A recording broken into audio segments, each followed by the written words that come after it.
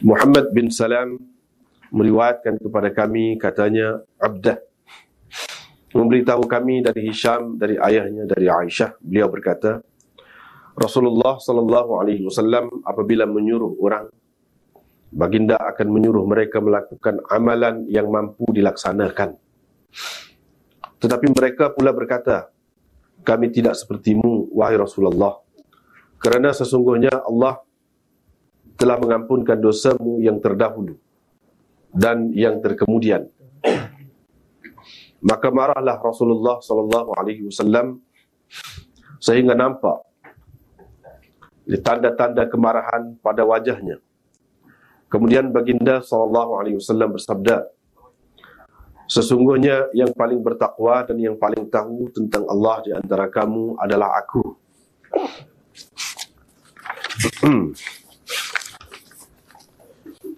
Bab man kariha an ya'uda fil kufr kama yakrahu an yulqa fin nar min al-iman. Bab ke-14.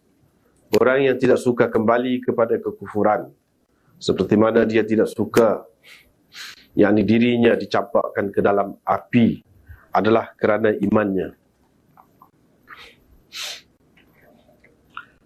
Wa bihi qala haddathana Sulaiman bin Harb qala haddathana Syu'bah an Qatadah an Anas bin Malik radhiyallahu anhu an Nabi sallallahu alaihi wasallam qala thalathun man kunna fihi wajada halawatal iman. Man kana Allah wa rasuluhu ahabba ilaihi mimma siwahuma. Wa man ahabba 'abdan la yuhibbuhu illa lillahi 'azza wa jalla. Wa man yakrahu an ya'uda fil kufr ba'da idh anqadhahu Allah minhu kama yakrahu an yulqa fin nar. Sulaiman bin Harb meriwayatkan kepada kami, katanya Syu'bah meriwayatkan kepada kami dari Qatadah, dari Anas bin Malik, dari Nabi SAW, sabda baginda, 3 perkara. Sesiapa yang ada padanya 3 perkara itu, niscaya dia akan mendapati atau merasai kemanisan iman. Pertama, Allah dan Rasulnya lebih disayanginya daripada sesuatu selain keduanya. Dan kedua, dia mengasihi seseorang, tidak dikasihinya orang itu melainkan kerana Allah. Dan ketiga, dia tidak suka kembali kepada kekufuran setelah Allah menyelamatkannya dari kekufuran itu, seperti mana dia tidak suka dirinya dicampakkan ke dalam api. Tengok sekali.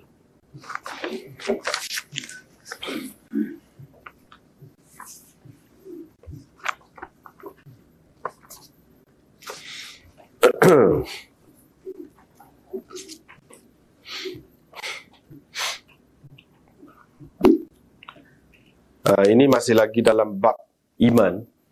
Masih lagi dalam bab iman. Dan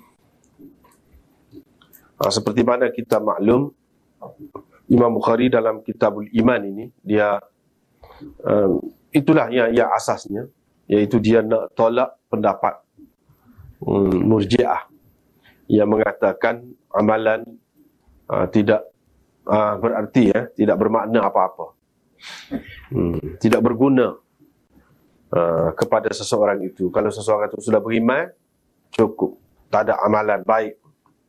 Begitu juga amalan yang buruk ataupun maksiat tidak memberi kesan kepada iman itu.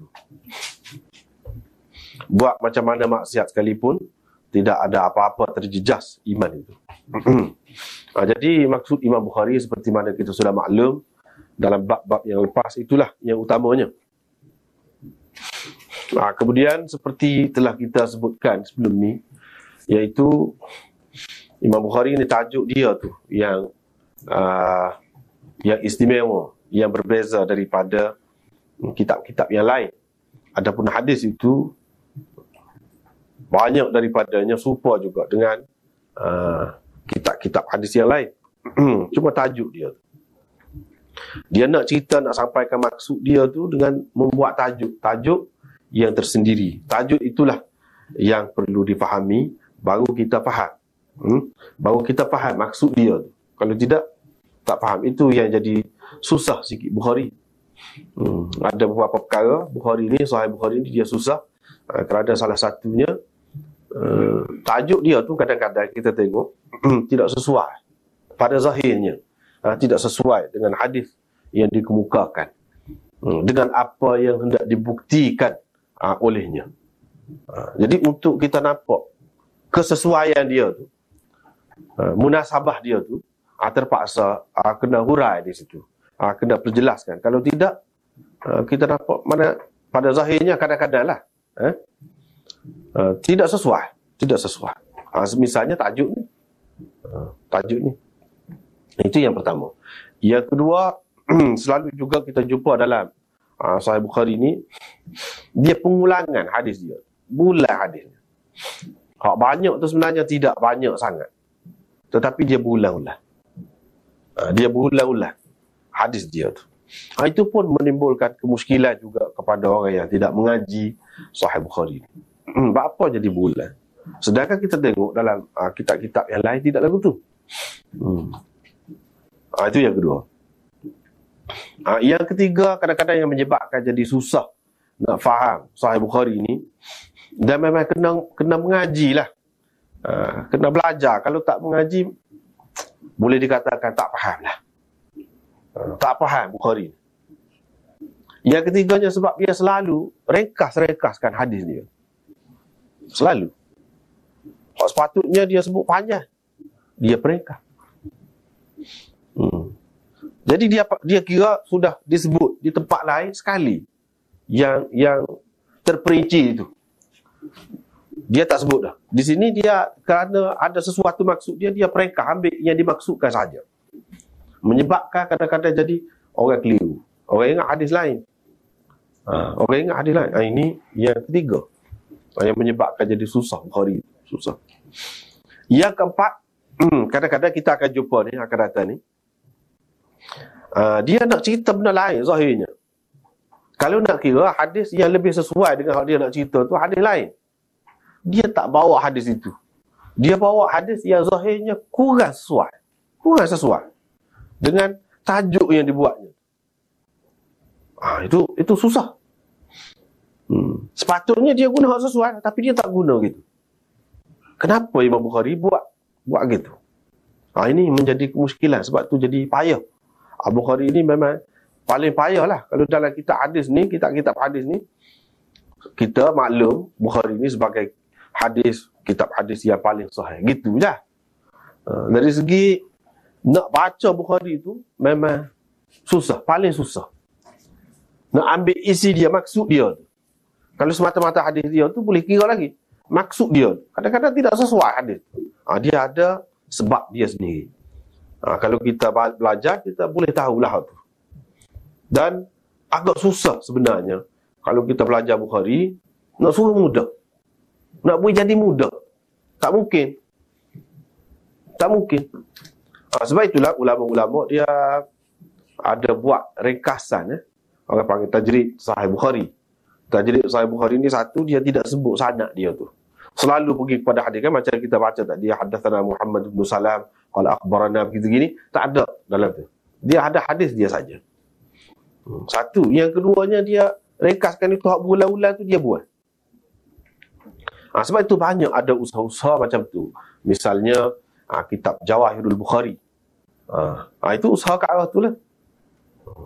Mukhtasar Ibnu Abi Jamrah dan banyak lagi yang lain. Dia ke arah tu pergi. Tetapi sebenarnya dengan buang hak ni semua ni, tajuk yang Bukhari buat, lepas tu sanad dia, lepas tu buang hak ulang-ulang, sebenarnya jadi hilang keistimewaan Bukhari hak asal. Dengan sebab itu sebaik-baik kitab yang kita nak belajar Bukhari ni, iaitu hak asal. Dan kita nak mudah, tak mungkin. Jadi kalau sama ada kita faham ataupun tak faham, mungkin tak boleh nak pegang, itu masalah kita lah. Masalah kita. Sebab apa? Maksud utama Imam Bukhari, iaitu dia nak ajar kita ni, nak faham sesuatu hadis. Berapa banyak isi ataupun pengajaran yang mungkin kita dapat daripada suatu hadis. Dia nak ajar kita macam mana cara nak faham hadis. Satu hadis. Hadis ni boleh digunakan untuk ni. Ni boleh digunakan untuk ni. Ni boleh digunakan untuk ni juga. Itu banyak yang dia nak ajar. Jadi tentu sekali orang-orang yang boleh membuat kesimpulan daripada maksud Imam Bukhari itu orang yang mengaji sungguh. Yang mengaji sungguh. Kalau tidak dia tak mungkin. Tak boleh faham. Berbeza dengan Muslim, berbeza dengan kitab-kitab lain, senang. Tapi Bukhari memang paling payah. Dalam senarai kitab-kitab hadis tu paling payah. Misalnya di sini dalam tajuk ni dia ada 2 juzuk orang panggil. Ni dalam pembahasan ulama-ulama dia kata ada 2 juzuk. Satu juzuknya qaulin Nabi sallallahu alaihi wasallam, ana a'lamukum billah. Situ. Itu sekerat satu juzuk. Juzuk yang kedua, wa annal ma'rifah fi'lul qalb. Itu juzuk yang kedua. Ma'rifah adalah perbuatan hati. Perbuatan hati. Itu juzuk yang kedua. Lepas tu liqaulillahi ta'ala, ini nak membuktikan juzuk yang kedua tu. Dalil kepada juzuk yang kedua. Bukan dalil kepada juzuk yang pertama. Tak. Tetapi dalil kepada juzuk yang kedua. Kerana Allah SWT berfirman, tetapi dia mengira salah. Apa dia mengira sebagai kesalahan kepada kamu dengan apa yang diusahakan oleh hati-hati kamu. Ini sebagai dalil kepada makrifat itu adalah perbuatan hati. Makrifat atau perbuatan hati itu dalil. Bukan dalil kepada ana a'lamukum billah. Itu tajuk dia. Kalau sekali kita tengok tajuk ni tak ada belah mana. Tak ada belah mana.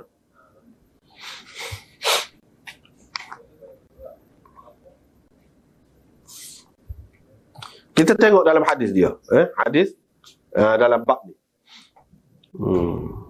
Iaitu Rasulullah sallallahu alaihi wasallam apabila menyuruh orang, baginda akan menyuruh mereka melakukan amalan yang mampu dilaksanakan oleh mereka. Dan seterusnya, kita baca dah tadi. Akhir sekali Nabi SAW bersabda, sesungguhnya yang paling bertakwa dan paling alim ataupun paling tahu tentang Allah di antara kamu adalah aku. Yang paling bertakwa dan yang paling alim di antara kamu tentang Allah ialah aku. Di situ tajuk yang pertama tu, apa di juzuk yang pertama tu, ana a'lamukum billah inna atqakum wa a'lamakum billah ana. Duduk situ. Dalil bagi juzuk yang pertama duduk dalam hadis. Dalil bagi juzuk yang kedua dia mari dah dalam tajuk dia tu. Liqaulihi ta'ala walakin yu'akhidhukum bima kasabat qulubukum. Dalil bagi juzuk yang pertama tak ada dalam tajuk, tetapi ada dalam hadis. Itu benarnya. Halus tu. Inna atqakum wa a'lamakum billah ana. Itulah. Ana a'lamukum billah dalam tajuk. Itu dalilnya. Itu halus dia. Kalau kita nak kata di sini, ana a'lamukum billah, aku paling alim di antara kamu, paling tahu di antara kamu tentang Allah. Juzuk yang pertama. Juzuk yang kedua, makrifat itu adalah perbuatan hati. Makrifat itu pengetahuan lah. Jadi kedua-dua ni mana ada sebut iman. Sebab tu kata payah. Ni bab iman ni, kitabul iman lagi. Dan Imam Bukhari pun nak mengatakan, nak cerita tentang iman tu lah. Tetapi tajuk dalam tajuk dia ni, dia guna perkataan-perkataan itu tidak menunjukkan iman. Tetapi yang menunjukkan ilmu. A'lamukum, ilmu. Ma'rifat, ilmu juga. Sepatutnya ni, tajuk macam ni sesuai dengan, tadi akan ada kitabul ilm, bab ilmu. Sesuai dengan tu, tajuk ni. Bukan sesuai dengan iman ni. Apa makna Imam Bukhari? Kenapa dia buat tajuk lagu? Itu. Sebab itulah, sudah beberapa kali disebutkan bahawa ulama-ulama pandang berat benar ni. Tajuk ni. Tajuk Bukhari ni bagi mereka paling penting. keistimewaan Imam Bukhari pun duduk situ. Hadis rupa ya kadang-kadang. Hadis ni ada juga dalam kitab lain pun ada. Tajuk dia. Sebab itulah mereka mengatakan inna fiqhal Bukhari fi tarajimihi. Kebijaksanaan Imam Bukhari itu terletak pada tajuk dia tu. Kadang-kadang kita nampak, tidak sesuai. Apa ni? Tetapi Tuhan mengambil kira dengan sebab apa yang diusahakan, yang dilakukan oleh hati-hati kamu. Apa kena mengena dengan kitabul iman? Gitu. Itu kemuskilan. Jawabnya, Imam Bukhari nak cerita di sini. Imam Bukhari nak cerita di sini. Iaitu, yang paling tahu tentang Allah. Paling tahu tentang Allah. Kena kenal Allah. Itu termasuk dalam bab iman itu. Iman ini adalah ilmu tentang Allah. Mana kita nak beriman, mesti kita kena kenal Allah Subhanahu Wa Taala. Dalam mengenal Allah Subhanahu Wa Taala itu berbeza-beza. Ada hak tahu sikit, ada hak tahu lebih banyak, ada hak paling tahu, paling alim. Siapa hak paling alim? Dia sebut, aku. Tentang Allah, paling alim tentang Allah. Bukan paling alim tentang benda lain. Paling alim, paling tahu tentang Allah. Tahu tentang Allah itu adalah iman. Dan pengetahuan, bila tahu tentang Allah itu adalah iman, pengetahuan itu berbeza-beza manusia. Berbeza-beza. Perbezaan dia itu letak di mana? Pada amalan. Itu Imam Bukhari naknya. Dia pergi kepada amalan. Berbeza-beza. Iman itu, taraf iman itu dapat kita lihat kesannya pada amalan dia. Amalan orang itu berbeza-beza. Ini menunjukkan berbeza-beza. Dia kenal Tuhan itu. Ada orang yang sanggup mati kerana agama. Pasal apa? Kita mungkin orang ni tak sanggup mati. Ada orang yang sanggup mengorbankan segala-galanya kerana agama, kerana Allah. Pasal apa? Dia kenal betul Allah. Orang ni tidak pula begitu. Adalah sikit-sikit. Ada langsung tak? Langsung tidak. Kan beza. Kita dapat lihat benda tu pada amalan dia. Yang jadi kenal Allah, apa semua tu, berbeza tu pada amalan. Jadi amalan itu, ni dia nak ceritanya maksud asal dia. Bila amalan itu berbeza, dan menyebabkan orang tu dikatakan tahu sikit tentang Allah. Orang ni lebih tahu tentang Allah. Orang ni paling tahu tentang Allah. Kerana amalan itu menunjukkan amalan itu ada kesannya. Ada kesannya, ada pengaruhnya terhadap iman.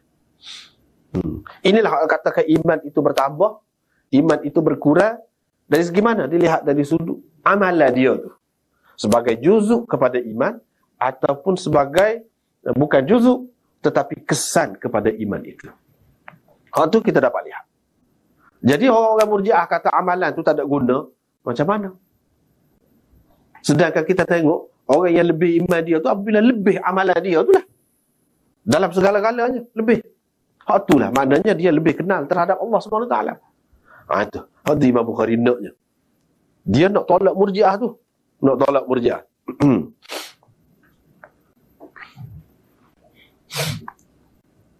Hak yang kedua, juzuk yang kedua, wa annal ma'rifah fi'lul qalb. Dan ma'rifat itu adalah perbuatan hati. Perbuatan hati. Ma'rifat, kenal Allah, terima Allah sebagai Tuhan yang esa, Tuhan yang maha kuasa, Tuhan yang bersifat dengan sifat-sifat yang sempurna tu adalah perbuatan hati. Ni dia nak tolak buat-buat karamiyah. Kalau kita tak tahu latar belakang ni, kita tak rapuk dia apa maksud dia. Buat-buat karamiyah kata apabila seseorang itu mengucap la ilaha illallah sudah memadai. Ucapan saja dalam hati dia, walaupun dia tak terima. Ada juga. Ini pun satu kumpulan yang sesat juga. Super Murji'ah juga. Satu pecahan Murji'ah. Sesat juga Imam Bukhari nak cerita. Kita maknanya jangan begitulah. Jangan begitu. Punca sesat dia di mana? Dia kata bila seseorang itu mengucap saja, dalam hati dia macam mana pun tak apa. Gitu. Ini dia tak salah dalam hati dia tu kalau dia tak terima. Kalau dia tak terima Tuhan, dia sebut lidah dia tu, hak tu yang dikira oleh Allah SWT. Hati tak kira. Walaupun dia tak terima Allah SWT. Siapa macam tu ni, buat ni. Siapa, walaupun dia menolak ajaran Allah SWT yang lain, dia tak terima. Tetapi iman dia tu diterima juga apabila dia mengucap la ilaha illallah. Imam Bukhari nak ceritanya, tidak. Bukan iman itu duduk pada lidah saja. Tetapi iman itu adalah duduk pada hati. Dan pada hati ni apa? Amalan, perbuatan hati. Hak hati tu pilih, hak hati tu buat. Imam Bukhari nak ceritanya di sini, bukan amalan ini, amalan anggota zahir ini saja. Bahkan amalan tu ada amalan hati. Jadi lebih, jadi kurang tu terletak pada hati juga salah satunya. Amalan tu. Lebih atau kurang terletak pada hati. Kalau amalan hati tu banyak, maka dikira banyak. Kalau amalan hati tu sikit, maka dikira sikit. Itulah orang panggil niat tu. Yang dikira sebagai ada pahala ke apa tu niat. Itu amalan hati belaka tu. Amalan hati belaka. Dan hati kalau niat buruk pun ada balasan dia. Ada hukuman dia. Itulah dia berdalil dengan firman Allah SWT. Walakin yu'akhidhukum bima kasabat qulubukum. Tetapi Allah SWT mengira salah terhadap kamu pada apa yang diusahakan oleh hati-hati kamu. Di sini dalam Quran ini Allah SWT sebut hati ni ada usaha dia, ada kerja dia, ada perbuatan dia. Maknanya kalau seseorang itu dengan tidak sengaja lah melakukan sesuatu, Allah SWT tak kira. Sebab hati dia tidak buat. Yang Allah SWT kira ialah hati itu buat. Apa yang hati itu buat. Sama ada baik atau buruk. Mana kalau dia niat, memang dia bertekad sungguh untuk buat sesuatu yang tidak baik. Walaupun dia tidak terbuat benda tu, tak buat. Dalam kenyataan.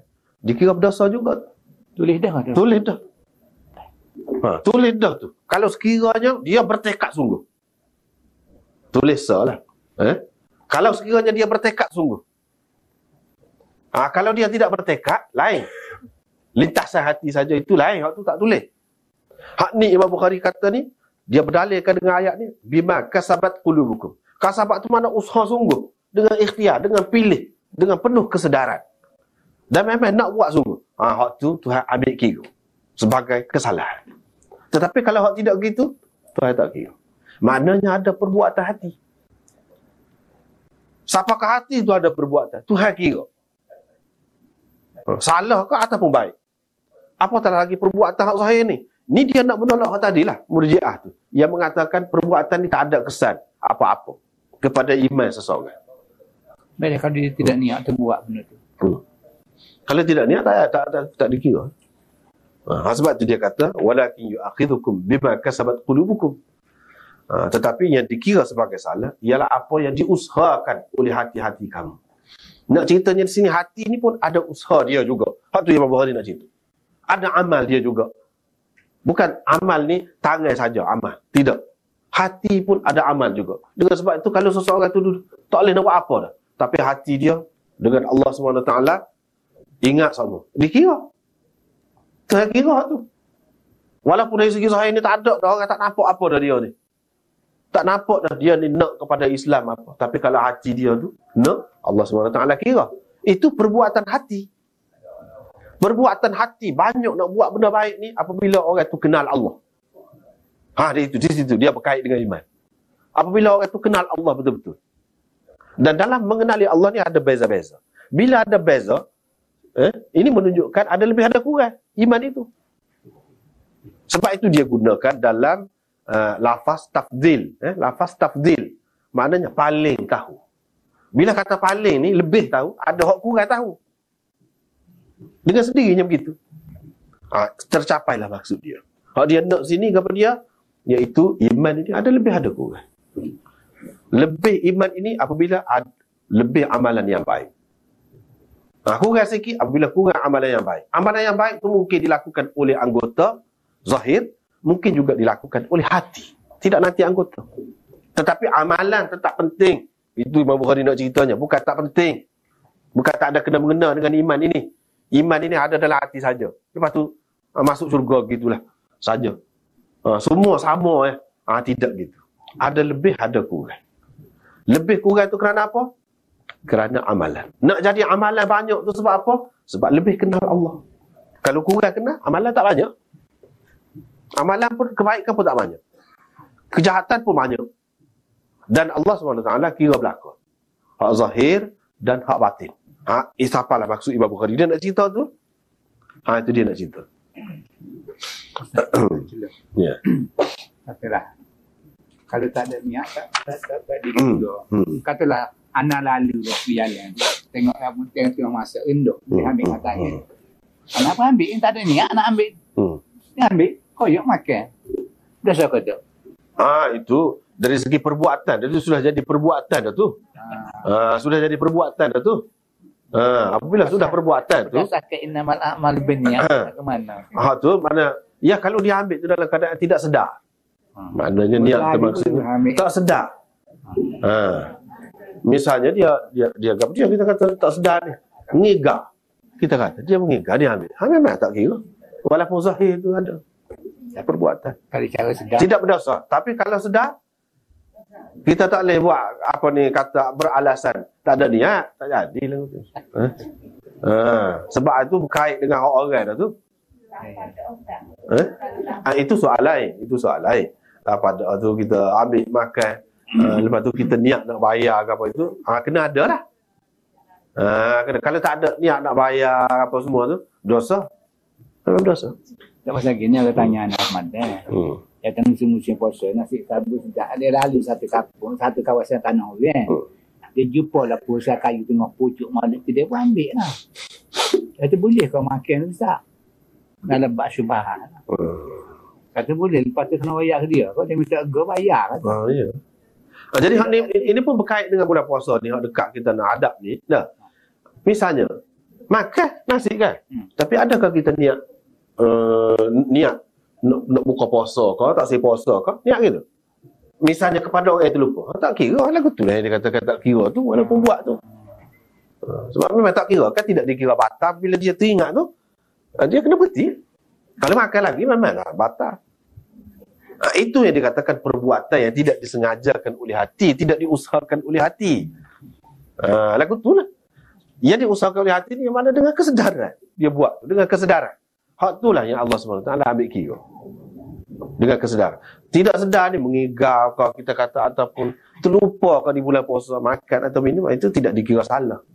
Inilah yang dikatakan walakin yu'akhidukum bima kasabat qulubukum. Yang dikira ialah yang diusahakan oleh hati-hati kamu. Mana hati dulu tu. Lepas tu baru anggota. Hati dulu buat. Hati buat tu dia nak lah. Dia menyuruh gitu. Itu perbuatan hati. Perbuatan hati ni juga menambahkan iman. Melebihkan iman. Meningkatkan iman.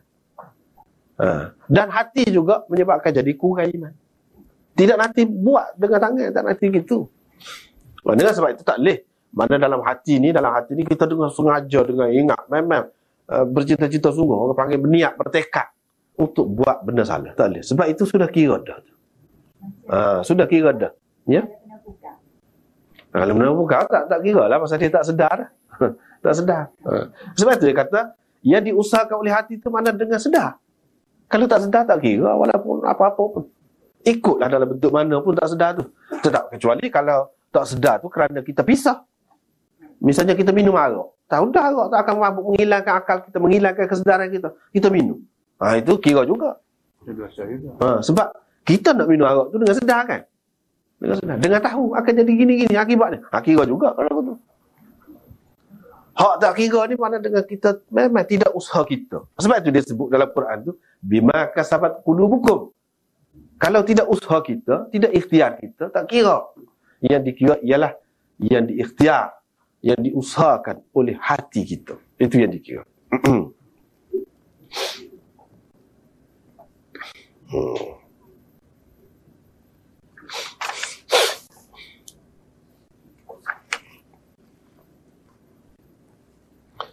Lepas tu kita pergi kepada hadis. Kita pergi kepada hadis. Mula-mula ni kita tengok perawi mula-mula ni. Itu faedahnya. Kalau kita tengok kitab Bukhari yang lengkap, seperti yang kita baca ni, dia ada sanad dia tu. Kalau orang panggil tajrid Bukhari, dia tak ada. Tajrid Bukhari tu tak ada sanad dia. Tak ada sanad dia tu kurang sebab kita tak boleh tahu. Yang kata Bukhari tu lebih-lebih sebab sanad dia tu lah. lebih daripada hak lain. Hadis tu kadang-kadang serupa. Hadis tu. Jadi lebih kerana sanad dia. Kita nak berkenalan. Walaupun tidak dengan semua lah. Tidak dengan semua, setengah-setengah. Di sini hak mula-mula, perawi hak mula-mula tutup guru kepada Imam Bukhari. Siapa dia? Haddathana Muhammad bin Salam. Haddathana tu Imam Bukhari kata. Muhammad bin Salam cerita kepada kami. Siapa Muhammad bin Salam itu? Muhammad bin Salam kunyanya Abu Abdullah As-Sulami Al-Bikandi. Selain daripada Imam Bukhari, terima hadis daripada dia Sufyan bin Uyainah dan lain-lain tokoh ulama hadis terima hadis daripada dia. Dalam menuntut ilmu, dia telah menghabiskan duit dia 40,000 dinar. 40,000 dinar. Masa tu banyak lah 40,000. Sekarang ni pun banyak. Pada masa tu lagi banyak lah. Dinar ni nilai. Dinar ni duit emas. Duit emas. Lepas tu dalam menyebarkan ilmu pula, kalau dia belajar, dia telah habiskan sebanyak tu juga. 40,000 dinar pula. Dia pun habis PT dia pula. Duit dia. Bukan dia dapat duit, dia habiskan duit dia. Tu cerita orang zaman dulu. Dan mengikut ulama-ulama disebut ini, dalam majlis dia jin pun ada juga pergi. Majlis ilmu, majlis kita pun kita tak tahu juga, takut ada jin dia boleh pergi belaka. Kita tak boleh kata jin mesti tak ada dalam majlis ni, mana kita tahu tak. Tetapi di sini ia disebutkan di dalam kitab-kitab sejarah ni, Siyarul A'lamin Nubala ada sebut gitu. Dia sendiri menyebutkan di dalam kitab-kitab rijal lah ni, kitab-kitab tentang perawi hadis disebut, dia sendiri dia ingat 5,000 hadis palsu. Hadis hak palsu 5,000.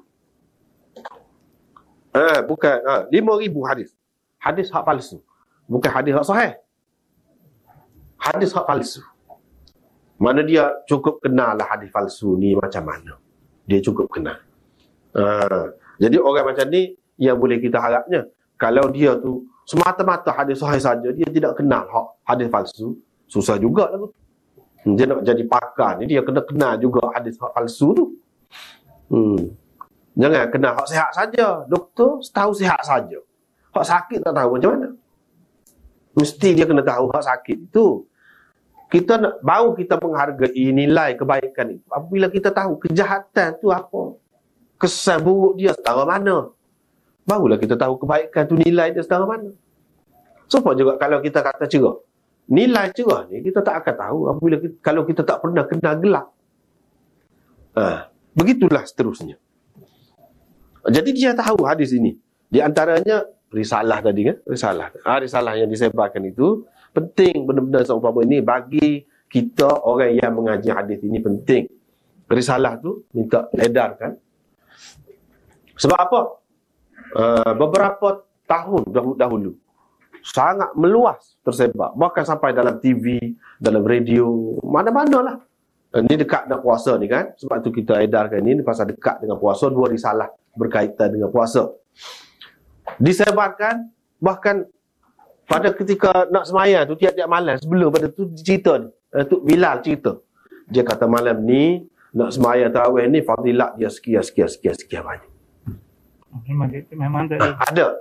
Tapi sekarang ni alhamdulillah kesan daripada kita sebar beberapa tahun yang lepas, hak tu tak ada dah.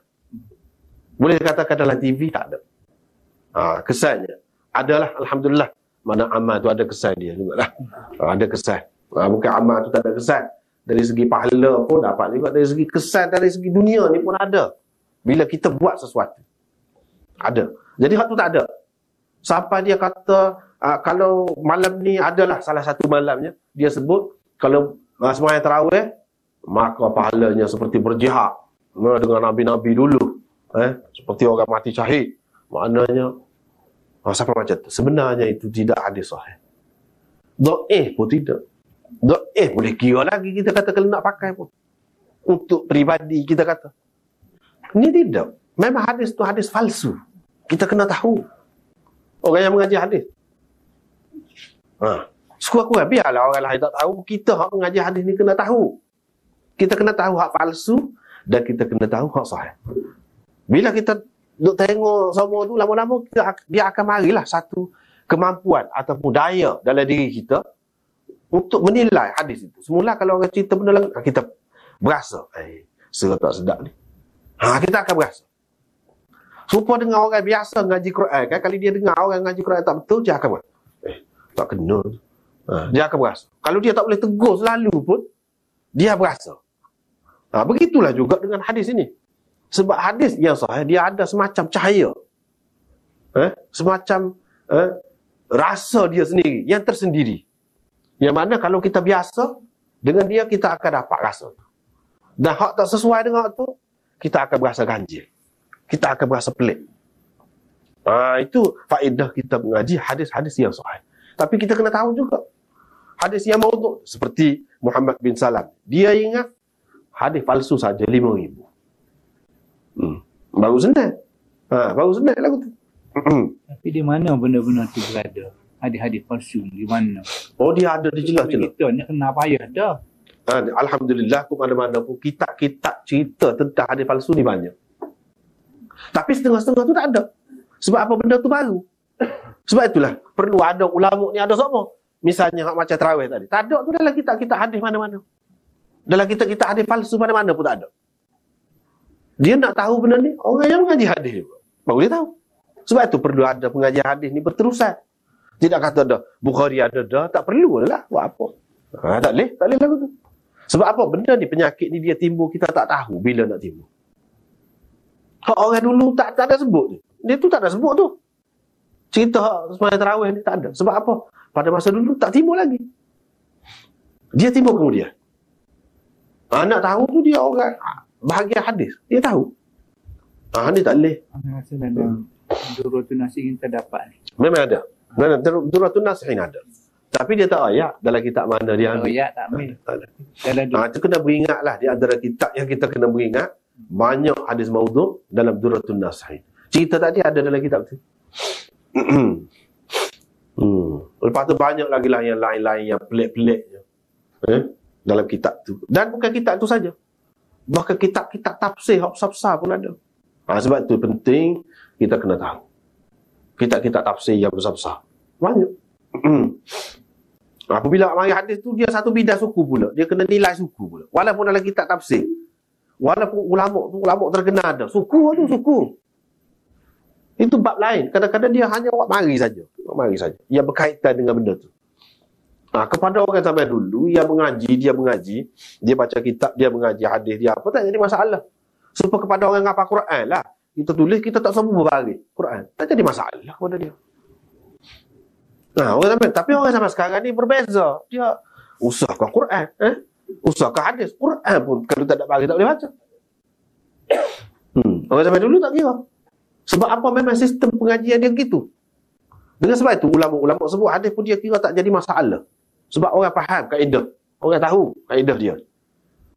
Sebab satu kerja pula tu, kalau setiap hadis tu nak sebutkan mana kitab mana, sanad dia macam mana, taraf dia macam mana, satu kerja suku pula tu. Sedangkan maksud dia nak mengumpulkan saja untuk menilai, menapis tu serah pada orang kemudian. Itu maksud dia. Dia banyak maksud pengarang-pengarang dia tidak serupa. Imam Bukhari maksud dia nak tapis hak mana hak sahih. Setengah-setengah ulama macam Sayuti dalam Al-Jami'ul Kabir dia tidak maksud gitu. Dia maksud nak kumpul dulu sebanyak mana hak dia dapat. Dia pergi mengaji atau riti, pergi mengaji, setakat mana hak dia dapat, dia kumpul dulu. Masalah nak tapis serah pada orang kemudian. Tapi kalau kita ambil situ dengan keadaan kita tak reti, masalah. Menimbulkan masalah lah. Ini nak cerita di sini, dia ni 5,000 hadis. Lepas pada tu, dalam menuntut ilmu ni, banyak sekali lah tempat yang dia pergi. Merantau ke sana kemari. Dan dia pun ada meninggalkan beberapa karangan dia. Pada satu ketika, ini kisah dia. Dia duduk dengar hadis daripada tok guru dia. Tu zaman dulu kan tulis dengan pensel begitu ya, pensel. Kalau pakai pen pun kena dawat tu kena celup dawat. Tiba-tiba pensel dia tu patah. Pensel dia tu patah, tengah duduk menyalin guru dia tu sampaikan hadis, pensel dia tu patah. Bila dia patah, dia istihala tu. Siapa nak jual? Satu pensil, 1 dinar. Dia takut terlepas hak guru dia. Gaduh dia. Mahal lah 1 dinar tu, 1 pensil tu. 1 dinar tu mahal sangat lah. Kita kata pensil, kita kata berapa sen sekarang ni? Katakanlah 20. Katakanlah 20 sen. Siapa dia nak jual 1 pensel dengan harga 100? Ada ke orang jual lagu tu, nak beli lagu tu? Maka orang panggillah pensel cepat-cepat ke dia beramal, dia ambil. Sebab apa? Dia takut tinggal. Takut tinggal waktu guru duduk sebut tu. Tidak tertulis. Sampai macam tu. Ni Muhammad bin Salam. Pada tahun 225 dia ni wafat. Lepas tu Salam tu, Salam kau Salam. Dia sebut, kalau dalam kitab-kitab ada, dia sebutlah. Kebanyakan ulama mengatakan Salam, bukan Salam. Ada setengah-setengah tu nama Salam. Setengah-setengah ulama kata nama ayah dia ni nama Salam. Hak kita nak cerita ni sebut juga ni apa? Nak ceritanya ulama dulu, kalau seseorang perawi itu, dia pastikan betul sebutan dia tu pun macam mana, supaya tidak keliru. Ni bukan seorang ni, setiap orang hak dalam kitab-kitab ni kan, hak sebut perawi-perawi ni ada dan dibahas sampai begitu sekali cermaknya. Padahal dia tu tidak dimaksudkan. Yang jadi orang bahas tentang dia tu, kaji tentang dia tu sebab dia ni perawi hadis. Maka ada timbul satu ilmu pula, ilmu tentang perawi-perawi hadis. Sebab apa? Maksud sebenarnya kerana nak jaga hadis itu. Terpaksalah kena tahu perawi-perawi. Dan tahu perawi itu siapa begitu. Nama tu kalau ada sakdu ke tak ada sakdu ke, ulama pastikan. Sebab ada juga setengah-setengah perawi itu Salam, bukan Salam. Dia tidak. Ayah dia ni bukan Salam, tapi Salam. Walau bagaimanapun ada juga setengah-setengah ulama kata Salam. Yang lebih sahihnya iaitu Salam, bukan Salam. Lepas pada itu Abdah. Abdah, perawi ni kita tidak semualah perawi kita nak cerita sebab akan mengambil masa banyak. Lepas pada itu pergilah kepada hadis ni. Rasulullah SAW kalau dia menyuruh sesuatu, sahabat-sahabat dia akan menyuruh orang melakukan amalan yang mampu dilakukan. Hak tidak mampu dilakukan dia tak suruh. Hak tidak mampu dilakukan, hak mampu dilakukan, hak tidak mampu dilakukan ni lagu mana? Tentu sekali semua ulama mengatakan kalau hak fardu yang menjadi kewajipan dalam agama ni berupa sembahyang, kau puasa, kau apa-apalah, tentu hak tu mampu dilakukan oleh manusia. Baru Allah SWT wajib. Tak ada satu perkara, satu ajaran, satu amalan yang tidak mampu dilakukan tetapi disuruh juga. Tak ada. Dalam agama Islam tak ada. Tiba-tiba, itu salah satu pengenalan. Itulah kaedah, orang panggil kaedah. Tiba-tiba dikatakan ada dalam satu hadis suruh buat sesuatu yang memang tidak mampu dibuat oleh sesiapa. Tak ada lah tu hadis. Tidak hadis sahih. Hadis maudhu' lah. Tak ada lah tu. Satu benda yang wajib dilakukan, tapi benda tu tidak mampu dilakukan. Katakanlah ada, dikatakan hadis begitu. Bila kita tahu kaedah ni, mudah. Kita boleh tahu selalu, ini bukan termasuk dalam hadis. Itu kaedah. Walaupun kita tak pergi jauh lagi, kita sudah tahu dah. Kalau benda lagu ni tak boleh. Sebab apa? La yukallifullahu nafsan illa wus'aha. Itu ayat Quran. Dalam hadis, ni di antaranya. Bila suruh, dia akan suruh yang mampu dilakukan. Yang tidak mampu tak? Itu yang pertama. Yang kedua, kalau hak sunat. Hak sunat pun begitu juga. Yang mampu dilakukan.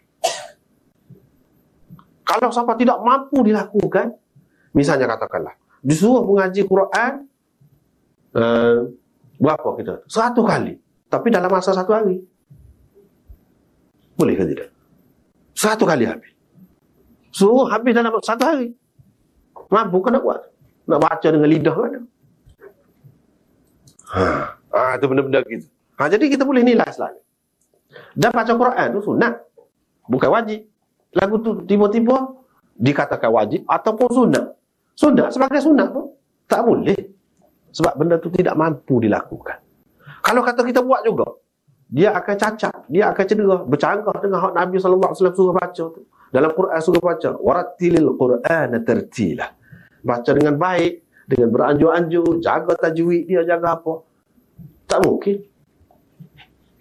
Kecuali dalam keadaan yang lain lah. Dalam keadaan yang lain. Mungkin dalam keadaan yang lain. Tapi kalau dalam keadaan biasa ni, tak boleh. Tak boleh.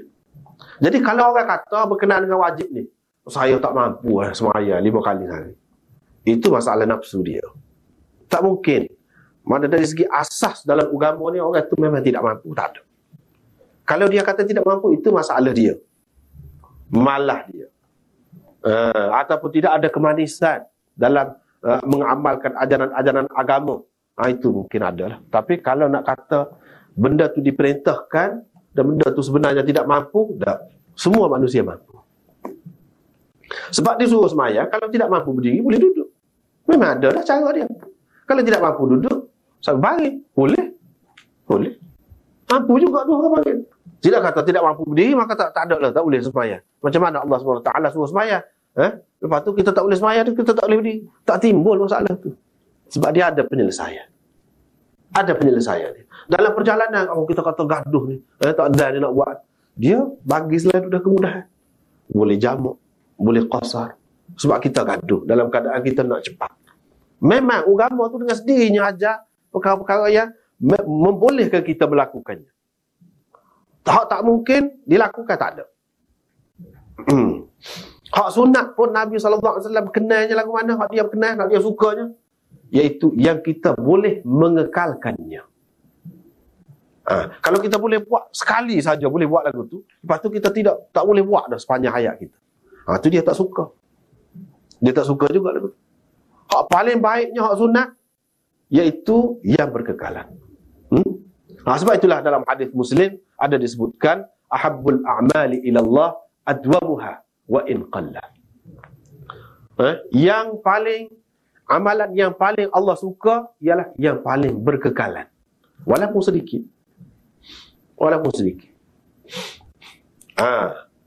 Hak ni, hak sunat lah ni, yang berkekalan walaupun sedikit.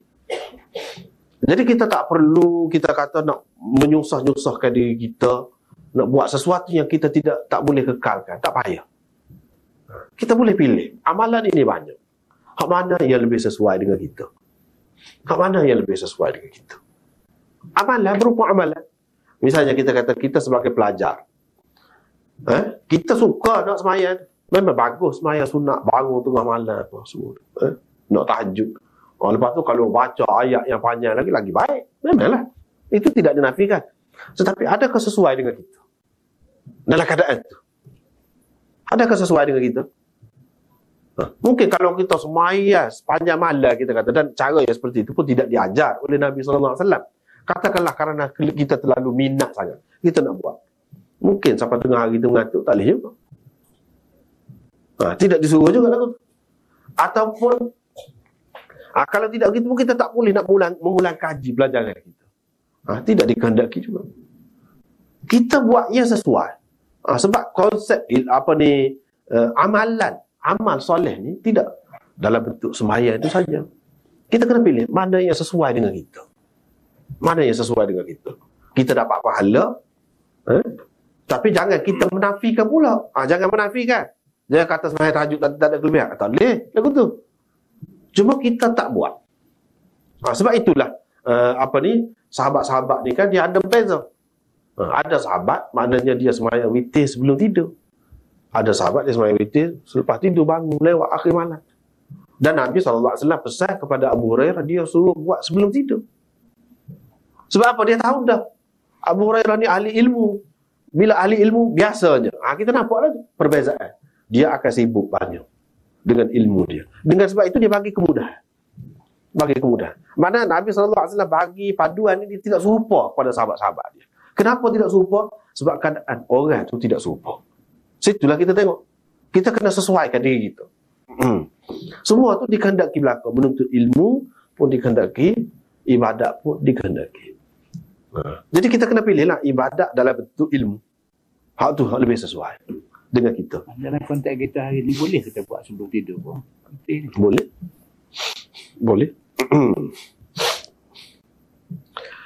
Lepas pada tu sahabat-sahabat ni dia kata kami tidak seperti kamu. Ceritanya panjang. Ni ringkas. Dalam Bukhari ni juga di tempat yang lain dia sebut. Ada beberapa orang sahabat duduk bincang-bincang. Kita ni kena tahu juga kita ni buat amalan setara mana. Nabi SAW setara mana. Ginilah kita nak tahu dia amalan di luar ni kita tahulah. Tapi kalau dalam rumah tengah malam mana kita nak tahu. Kita pergi tanya isteri-isteri dia. Macam mana. Maka beberapa orang sahabat ni pun pergi tanyalah isteri-isteri Nabi SAW. Bila isteri Nabi SAW cerita, Nabi ni semaya gini-gini. Misalnya dalam Muwatta, dalam Bukhari pun ada sebut, ada seorang tabi'in tu dia tanya Aisyah, macam mana Rasulullah SAW semaya pada bulan Ramadan? Macam mana? Jadi dia pun, Aisyah pun kata, Rasulullah SAW tidak melebihkan semaya daripada 13 rakaat, sama ada pada bulan Ramadan ataupun pada bukan bulan Ramadan. Dia kata Rasulullah SAW tidak melebihkan semaya dia pada waktu malam daripada 13 rakaat. Sama ada pada waktu malam ataupun 11 rakaat dalam setengah riwayat itu. 11 rakaat. Sama ada pada bulan Ramadan ataupun bukan bulan Ramadan. Dia kata gitu. Jadi bila sebut gini, misalnya kalau kemukakan hadis, tentu sahabat-sahabat merasa sikit lah. Ka'annahum taqalluha. Dalam riwayat itu dia sebut semacam mereka menganggap ataupun berasa sedikit lah Nabi SAW buat itu. Berasa sedikit.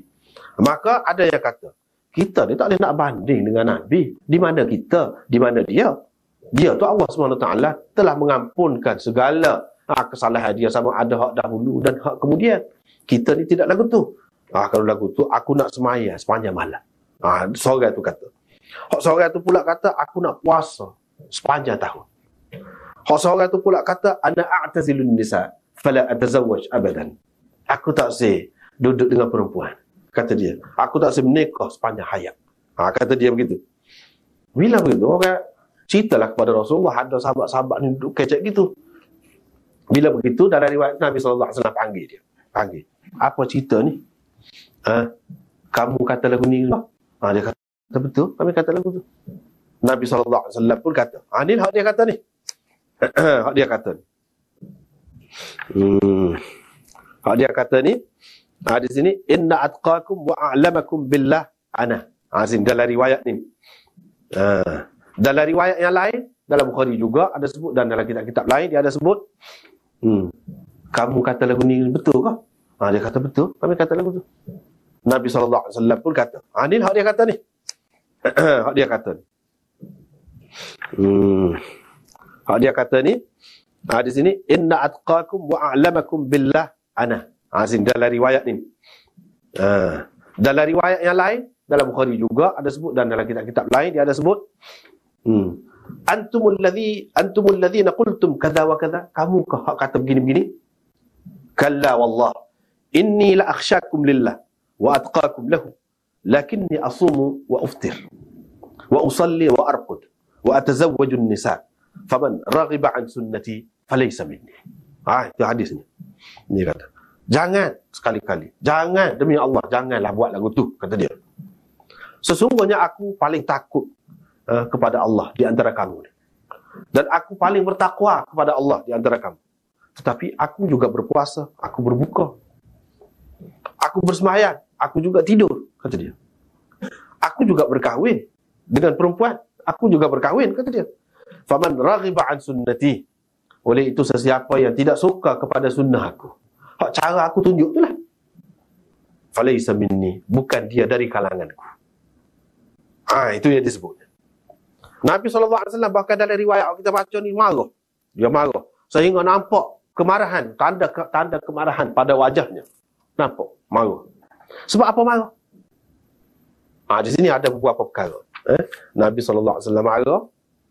Lepas tu sahabat-sahabat kata, kamu tidak serupa, kami tidak serupa dengan kamu. Kamu telah diampunkan dosa oleh Allah SWT, hak dulu dan hak kemudian. Ada banyak perkara tu. Kami tidak seperti engkau. So, yang keduanya, Allah mengampunkan dosa engkau yang dulu dan kemudian. Nabi ni berdosa ke pula? Tidak maksum ke ni Nabi? Perkara yang kedua, Nabi SAW marah. Apa sebab dia marah? Itu perkara yang ketiga. Lepas pada tu, dia kata, aku yang paling bertakwa di antara kamu. Dan aku yang paling tahu tentang Allah di antara kamu. Hak tu Imam Bukhari naknya. Tapi ada beberapa perkara di situ.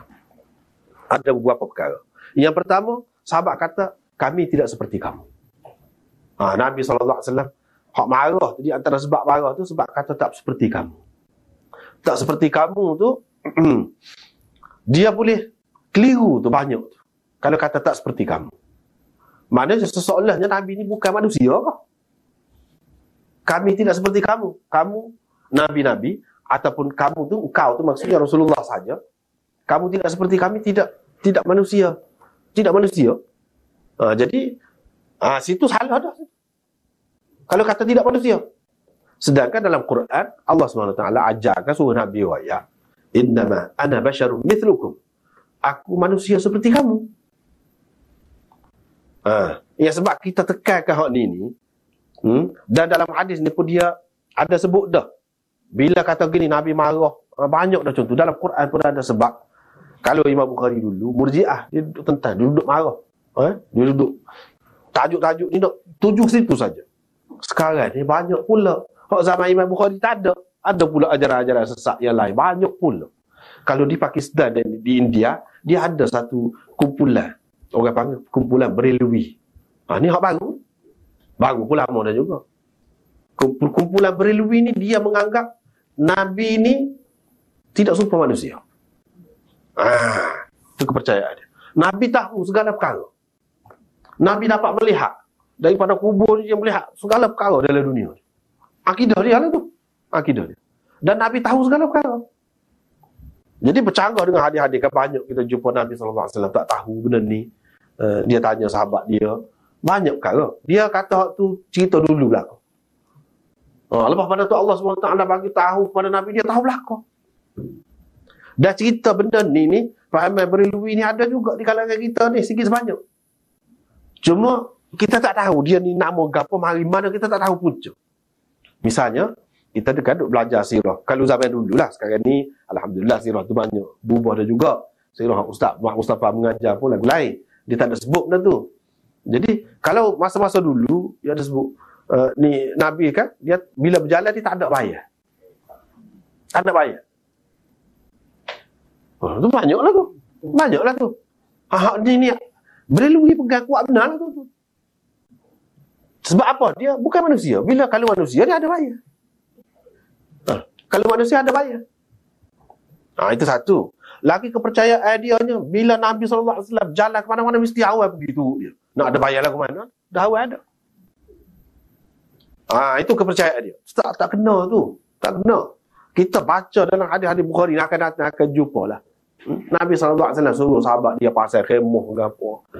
Sahabat-sahabat pasal kain di atas pokok tu nak suruh teduh Nabi. Kalau awal ada suruh pasal awak kepada dia. Jelas tu. Kita mengaji hadis ni jelas. Jelas. Lepas tu ada bayar ke apa? Ada. Tak, bukan kata tak ada bayar, tak ada. Lagu tu. Ni cerita Berelwi. Kadang-kadang sampai juga dalam masyarakat. Kita tak tahu apa nama dia. Tapi benda tu tersebar. Ini salah satu fahaman Berelwi. Cara dia lah tu. Jadi kalau kita tanya, apa tak ada. Dan muka dia tidak serupa orang. Dia tidak orang. Sedangkan dalam hadis ni, Nabi marah bila orang kata kami tidak serupa kamu. Tidak serupa tu lagu mana? Tak makan kau? Makan. Lepas tu tak kahwin kau? Kahwin. Lepas tu tak serupa kan? Tak serupa dari segi mana? Di sini tentulah sahabat ni kata tidak serupa ni bukan sebab Berelwi anggap tu. Tidak. Tu cerita baru. Tidak serupa tu dari segi, sebab tu dia cerita. Selepas tu, kamu telah diampunkan oleh Allah SWT. Tak ada berdosa. Bila kami ni ada berdosa, sepatutnya kami kena buat lebih lagi lah. Kot tu dia perginya. Sebab dia kata tak serupa tu dari segi Nabi ni tidak berdosa, kita ni berdosa. Nabi maksum, kita tidak maksum. Dari segi tu tidak serupa. Dan tu memanglah. Memang tak serupa-serupa Nabi. Dari segi tu, dia maksum, kita tidak maksum. Dari segi tu memang tidak serupa. Hak tu memang akidah ahli sunnah wal jamaah. Memang Nabi dia maksum. Bukan Nabi kita saja, tetapi Nabi-Nabi yang lain pun juga maksum. Situ timbul perbahasan tentang maksumnya Nabi. Jadi maksumnya Nabi ini, terpelihara, maksum tu maknanya terpelihara Nabi ini daripada melakukan dosa. Sama ada besar ataupun kecil. Terpelihara. Allah SWT jamin. Sebab kalau tak ada jaminan ini kan, macam mana kita nak yakin dengan agama ni? Boleh jadi hak siapa ni hadis ni kalau misalnya ataupun hadis lain kau tak betul. Itu tujuan ada sifat ismah ni, sifat maksum ni, sifat ismah ni. Orang yang ada sifat ismah tu orang panggil maksum. Iaitu untuk kita ni puas hati, yakin bahawa agama yang sampai kepada kita ni benar-benar terpelihara. Quran yang sampai kepada kita ni benar-benar terpelihara. Kalau tidak, mungkin orang akan ragu. Itu sebab tak termasuk dalam asas usul agama, usuluddin, iaitulah kita mempercayai nabi-nabi ni maksum. Dan tidak ada hak lain yang maksum. Tidak ada hak lain yang maksum. Di sini timbullah hak buat-buat Syiah. Ya, dia jadi sesat tu, salah satu sesatnya sebab dia anggap imam-imam tu maksum. Itulah sebab sesat dia je. Itu yang kita kena tahu. Apa yang kita orang ulama-ulama yang kata sesat tu apa sebab? Salah satu sebabnya mereka menganggap imam-imam itu maksum. Lepas tu imam-imam tu satu Syiah dengan Syiah yang lain berbeza-beza pula. Sebab Syiah ni banyak. Di antara yang masyhur sekarang ni Syiah imam 12. Jadi dia kata imam hak 12 tu, hak tu hak maksum. Maksum tu maksum lagu mana? Kalau kita tanya dia, dia kata semua Nabi maksum. Kalau lagu tu maknanya kita rampas keistimewaan Nabi bagi kepada orang lain. Bagi kepada orang lain. Itu salah dari segi akidah. Dari segi i'tiqad salah. Tak boleh. Sahabat-sahabat kata kami tidak seperti kamu. Kamu sudah terpelihara gini-gini. Sahabat tu kalau bagi kita ahli sunnah wal jamaah tak ada orang yang lebih tinggi daripada sahabat. Dia kata kami tidak maksum. Sahabat pun tidak maksum kita. Apatah lagi orang lain. Kemudian lagi ni. Nak masuk jauh. Hak maksum ni Nabi sahaja. Tiba-tiba ada orang kata orang ni maksum, orang ni gini-gini. Sebab apa dia kata imam tu maksum? Supaya kita juga kata sebab apa Nabi tu maksum? Supaya kita yakin, supaya terpelihara agama, kita yakin agama ni terpelihara. Oleh kerana mereka percaya agama-agama ini ditentukan juga oleh imam-imam itu, maka imam itu kena maksum. Kalau tidak, kita nak yakin lagu mana hak imam tu kata tu betul ke tak betul. Situ juga serupa. Alasannya sama. Dengan sebab itu tak boleh. Sebab apa? Orang yang kata ada orang lain maksum ni berarti dia bercanggah dengan satu akidah kita. Akidah apa? Khatmin nubuwah. Akidah khatmin nubuwah ni kita kena percaya bahawa Nabi Muhammad SAW adalah Nabi yang terakhir. Dengan sifat-sifat kenabiannya. Dengan keistimewaan sebagai Nabi. Tak ada dah Nabi yang lain. Kalau orang percaya ada lagi Nabi yang lain, selepas Nabi Muhammad SAW, bukan Nabi saja, Rasul lebih lagi lah. Nabi saja pun tak boleh dah. Dia sesat. Kalau orang tu kata Nabi tak ada. Nabi tak ada.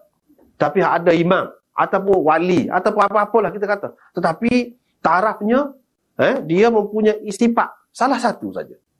Sifat Nabi. Yang khusus dengan Nabi-Nabi. Di antaranya maksum. Dia kata ada pada mereka itu. Sesat juga. Berarti dia bercanggah juga dengan khatmin nubuwah. Akidah khatmin nubuwah. Nabi Muhammad SAW sebagai Nabi yang terakhir itu ceroboh juga. Tak boleh. Sebab itu tak boleh terima. Itulah dari segi kesilapan dia duduk situ lah. Duduk pada dia anggap imam-imam itu maksum. Jadi kalau kita kata imam ni maksum, susah. Ini Syiah, orang panggil Ithna Asyariyah. Kalau Syiah Ismailiyah, dia tidak kata lagu tu pula. Dia kata 12 tadi tak maksum semua. Sekat 7 je kata dia. Tak maksum. Imam 7 orang panggil. Imam 7. Dia percaya kepada imam ni sekat 7. Setakat mana? Ja'far As-Sadiq sekat-sekat 6. Yang ke-7 tu Dia terima juga Ismail namanya. Timbullah Syiah Ismailiyah.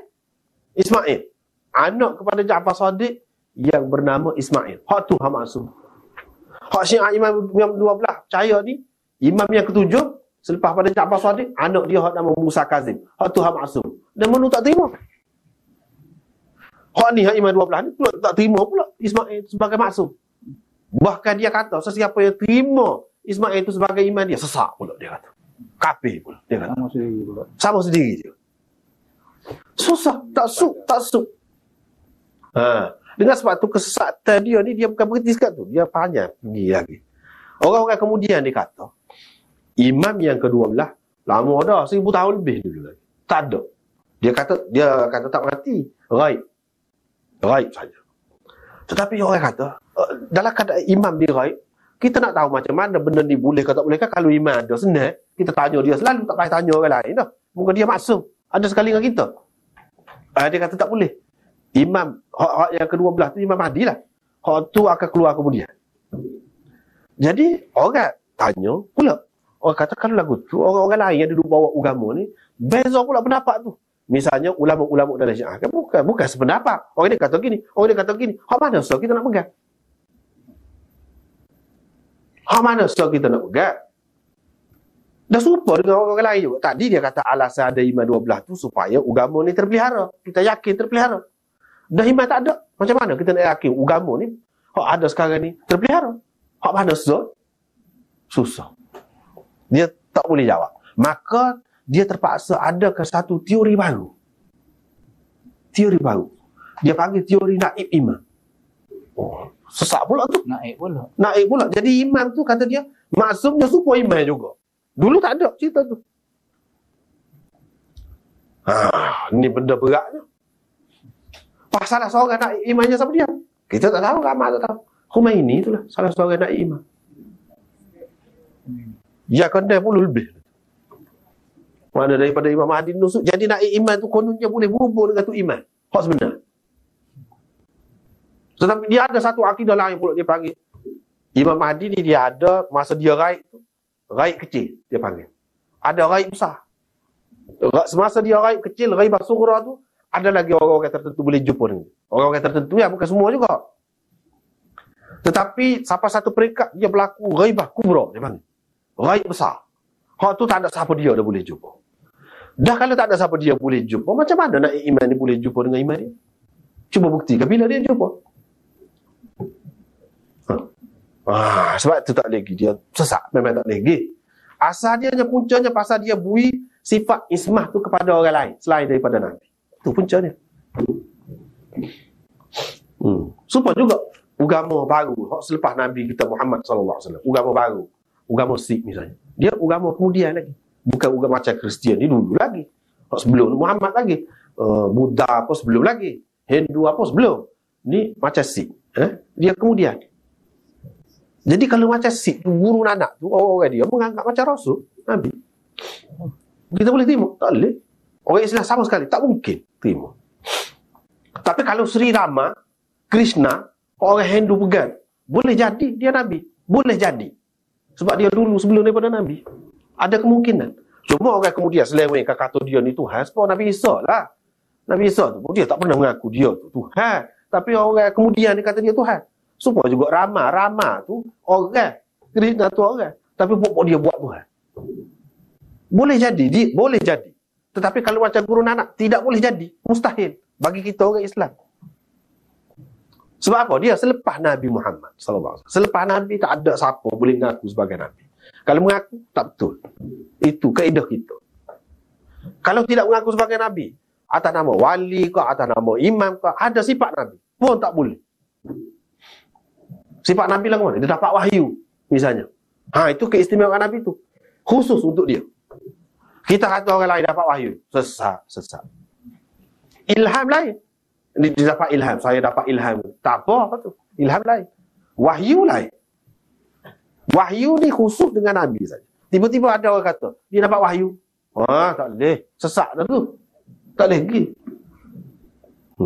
Banyaklah sifat-sifat. Walaupun dia tidak kata dia tu Nabi. Tapi dia dapat wahyu. Tak boleh. Sebab itu khusus dengan Nabi. Wahyu ni dia sesuatu yang lebih tinggi, jauh. Sebab itu dalam Bukhari ni dia start dengan kitabul wahyu. Dia nak cerita wahyu tu, hakikat wahyu. Apa bezanya dengan benda lain? Apa bezanya dengan benda lain? Jadi kalau kita perhati di sini, itu akidah kita. Nabi-nabi ni maksum. Hak maksum Nabi ni duduk mana? Dalam Quran pun ada, dalam hadis pun ada. Di antaranya hadis yang kita duduk baca ni, sahabat-sahabat tahu. Memang semua tahu. Kami tidak seperti engkau. Engkau terpelihara daripada dosa dahulu dan kemudian. Allah SWT ampunkan. Cuma dia sebut ampunkan itu mengelirukan. Mungkin. Seseolahnya Nabi ni ada melakukan dosa. Macam mana? Jadi, tidakkah akidah kita tu Nabi ni tidak melakukan dosa? Dia terpelihara daripada dosa besar dan kecil. Walaupun sebenarnya kalau kita pergi bahas masalah ismah Nabi ni, panjang pula ceritanya. Hak ni saja pun sehari ni tak habis. Hak tu saja.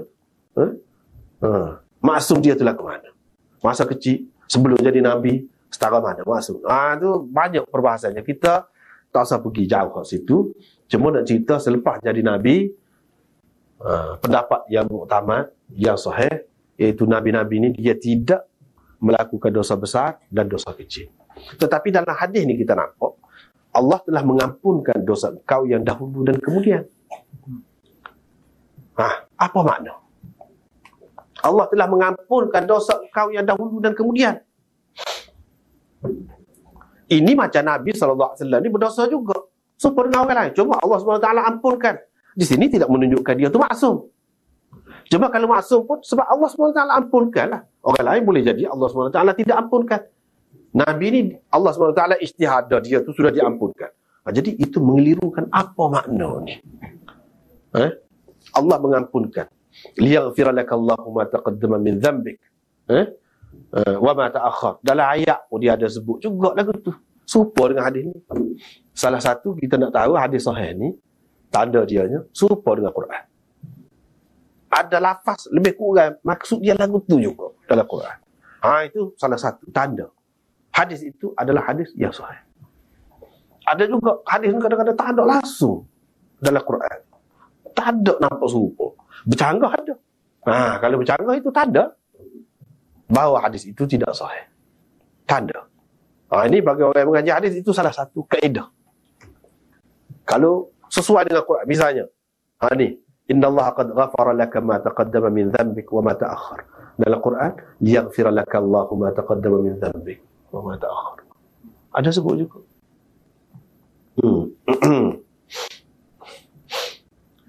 Jadi ada sebut juga. Serupa tu satu tanda bagi kita orang yang mengaji hadis bahawa hadis ini hadis sahih. Memang pun ada dalam Bukhari ni. Hadis ni memang pun ada. Cuma makna dia tadi tu apa makna? Yang pertama, ada setengah-setengah ulama dia kata liyaghfira lakallahu ma taqaddama min dhanbik, ini bukan makna Allah SWT mengampunkan dosa engkau, tetapi dosa umat engkau. Liyaghfira lakallahu ma taqaddama min dhanbika min dhanbi ummatika. Begitu kalau ayat Quran. Kalau hadis ni innallaha qad ghafara laka, innallaha qad ghafara li ummatika. Begitu takdirnya. Takdir tu biasalah ada dalam bahasa Arab ni. Takdir tu. Takdir ni benda lagu mana? Kira-kiranya kalau kita nak sebut begitulah. Yang disembunyikan, yang tidak disebutkan. Misalnya kita kata nak pergi mana? Kedah. Nak pergi mana? Dia tanya. Kita kata Kedah. Hak takdir tu saya hendak pergi ke Kedah. Tu hak takdir yang dibuat. Kira-kiranya ada tu. Sebab apa dibuat? Sebab sudah pertanyaan itu sudah menunjukkan yang dibuat. Tak perlu sebut. Jadi ada sebab-sebab di mana boleh buat, di mana tak boleh buat. Itu kaedah bahasa lah tu. Jadi setengah-setengah ulama kata di sini hak maksud ampunkan ini, ampunkan dosa umat engkau. Tetapi tidak sesuai dengan hadis. Sahabat-sahabat ni nak kata kalau lagu tu, kalau dia faham maksudnya dosa umat engkau, kami ni pun lagu tu lah. Apa pelik? Ni dia nak banyak tak serupa. Sebab tu dia nak amal lebihnya. Sebab tak serupa. Ini nampak berkenaan dengan Nabi. Allah telah mengampunkan engkau, bukan umat engkau. Sebab kalau kata untuk umat, dia pokok dia tu umat dah kan. Hanya buat ke dia, apa perlu lebih? Buat amalan lebih tak perlu lebih. Allah SWT akan ampunkan juga dosa ke mana-mana pun. Itu yang pertamanya bercanggah dengan kandungan hadis ini sendiri. Yang keduanya, bila turun ayat tu kan, ayat Allah SWT ampunkan Nabi tu, sahabat-sahabat pun kata, hani'an mari'an, fama lana. Tu. Di Hudaibiyah tu, bila turun ayat ni, sahabat-sahabat pun kata, tahniah, bertuahlah engkau, wahai Rasulullah. Tetapi apa pula untuk kami? Kami boleh ke apa? Engkau tu dapat dah lah, Allah SWT istiadah dalam Quran. Kami dapat apa? Maka turun ayat ni pula. Liyudkhilal mu'minina wal mu'minati jannatin tajri min tahtihal anhar. Untuk Allah masukkan orang-orang mukmin, lelaki dan perempuan ke dalam syurga yang mengalir sungai-sungai di bawahnya. Itu untuk umat. Ini menunjukkan sahabat-sahabat faham boleh. Ampunkan dosa dulu, kemudian itu khusus untuk Nabi. Sebab tu dia kata apa untuk kami. Maknanya itu bukan untuk kami. Itu untuk engkau. Untuk kami apa? Tu ayat ni. Dan Nabi SAW pula tak kata pula, dah untuk aku dan untuk mudah tadi tu. Dia tak kata pula lagu tu. Ini menunjukkan khusus untuk dia. Jadi jawapan tadi hak kata di sini, ampunkan dosa engkau, tu maksudnya dosa umat engkau, tidak kuat. Walaupun ada dalam kitab-kitab tafsir, ada menyebutkan maksudnya begitu, tapi itu tidak kuat. Pendapat yang kedua, maksud dianya, ini pendapat Qadhi Iyad dan juga Syah Waliullah. Dia kata ada beberapa perkara. Satu orang panggil maksiat, yang kedua orang panggil khata', yang ketiga orang panggil dzam. Dzam. Hak Nabi SAW dikatakan maksum tu maksum daripada maksiat, maksum daripada khata', kesalahan, bukan maksum daripada dzam. Bukan maksum daripada dzam. Dzam ini makna sesuatu yang lebih ringan lagi daripada itu. Dia ada 3 peringkat. Maksiat maknanya derhaka. Tuhan kata jangan buat, dia buat. Tuhan kata jangan minum arak, dia minum arak. Adakah Nabi SAW ni pernah minum arak? Tak ada. Sebelum jadi Nabi, selepas jadi Nabi, tak ada. Adakah Nabi SAW mencuri? Ataupun Nabi-Nabi yang lain mencuri? Tak ada. Apa yang dikatakan dosa, maksiat? Tak ada. Bahkan khata' pun tak ada. Yang adanya dzam. Dzam ni apa dia? Kita terjemah dengan makna dosa. Kan? Di sini kan kita terjemah mengampunkan dosa.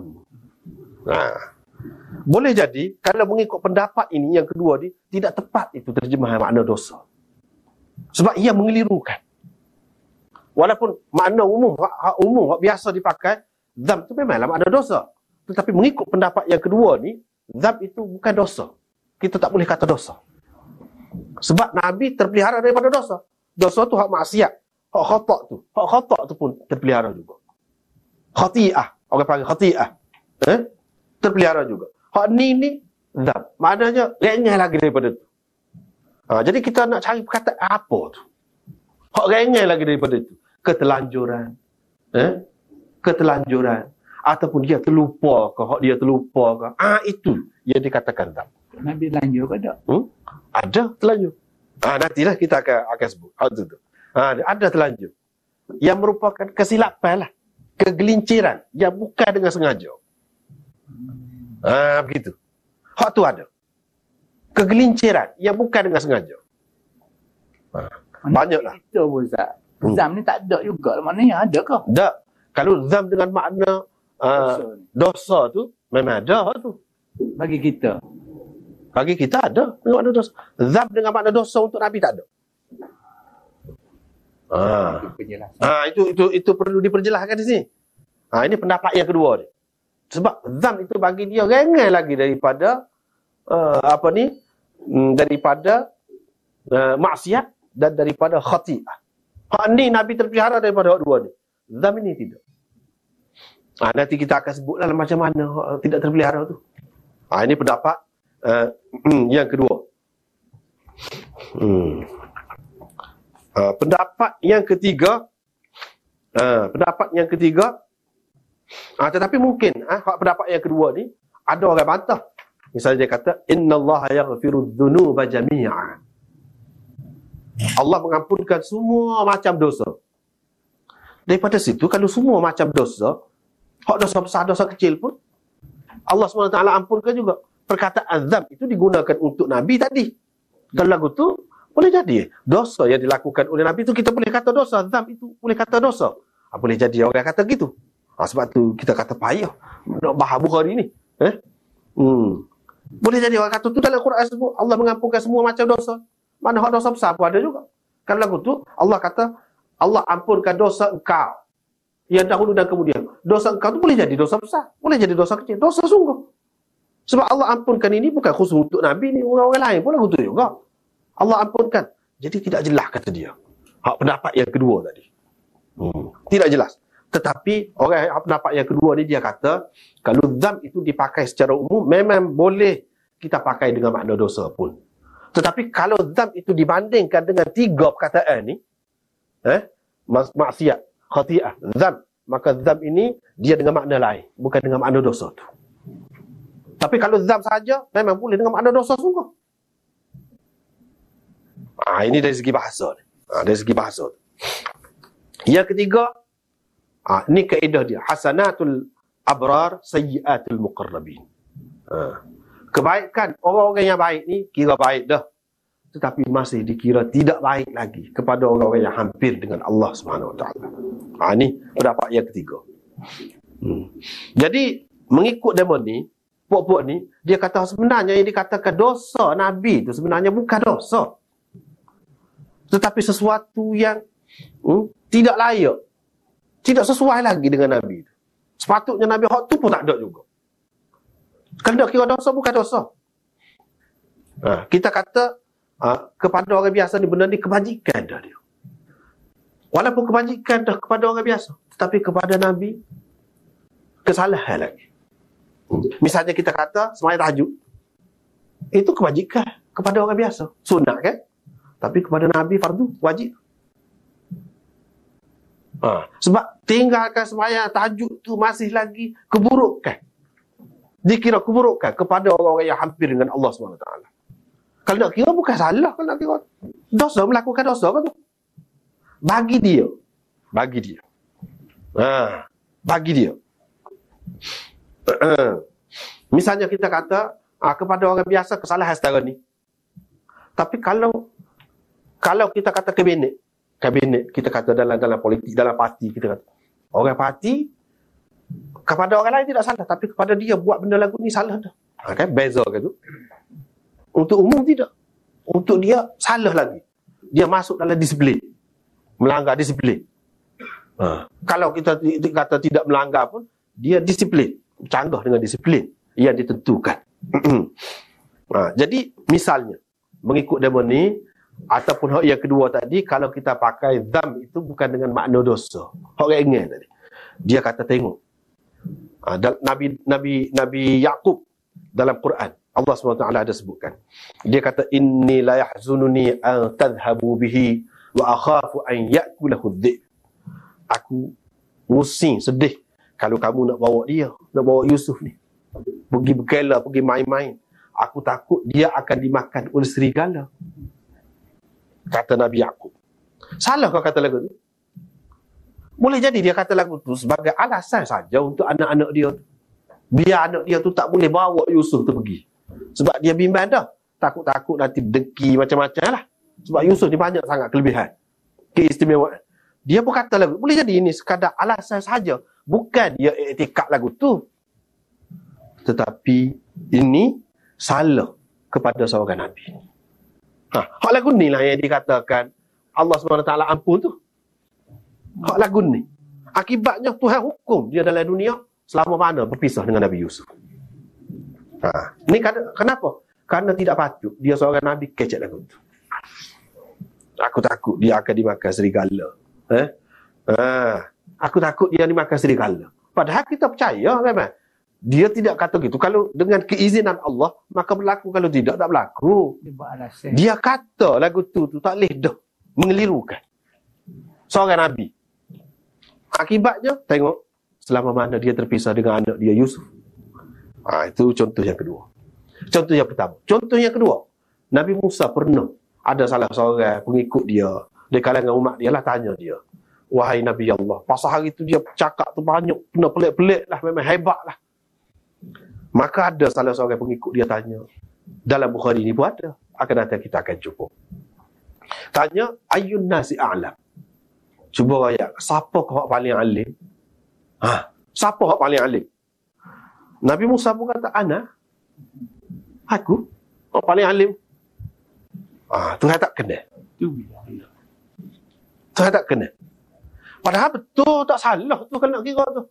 Dia kata tu berdasarkan, dia kan Rasul. Mana ada lagi orang lain yang lebih besar? Dia lah lebih tahu tentang agama ni. Kalau dia kata tak salah. Tapi Tuhan tak beri kejap lepas gitu. Kepada seorang Nabi. Tak sesuai. Dengan sebab itu Tuhan hukum dia. So pergi cari. Jumpa dengan, pergi cari Khadir. Hamba-ku, kata dia. Di satu tempat. Selama mana kena buat alamat gini-gini lah. Tak ada dalam perjalanan, bukan main jauh tu. Dia nak ceritanya, ada lagi benda kamu kena belajar. Jangan ingat muda-muda, ilmu ni luar. Tengok. Dia kata lagu tu, padahal dia kata tu pun berdasarkan hak dia tahu daripada Tuhan juga. Tidak salah sebenarnya, bukan dia seorang Rasul. Hak nombor satu, tentulah dia yang lebih tahu. Tuhan tak kena. Itu pengajarannya. Cuba tengok Nabi Yunus pula. Dalam Quran ada sebut, wa dhannuni idh dhahaba mughadiban fa dhanna an lan naqdir alayh. Ingatlah kisah Dhannun, orang yang masuk dalam perut ikan itu. Ketika dia pergi dengan marah, dia ingat, kami tidak berkuasa untuk menangkapnya. Kami tidak berkuasa menghukumnya. Dia ingat gitu. Tapi adakah Nabi Yunus ni, dia percaya, dia yakin Tuhan tidak berkuasa? Tak. Seorang Nabi mana dia yakin lagu tu? Orang biasa pun tak boleh lagu tu. Silap dah. Dari segi akidahnya, kalau kita kata Tuhan tidak berkuasa, dengan pergi gitu, maka lepaslah dia. Tak. Kesilapan. Silap Nabi Yunus kata lagu tu. Daripada perbuatan dia tu, mungkin orang boleh sangka begitu. Nabi Yunus ni cerita dia lagu mana? Dia dakwah lama lah, dakwah kaum dia. Tak dengar. Ajak juga kepada kebaikan. Tak pergi. Kata macam-macam ke dia.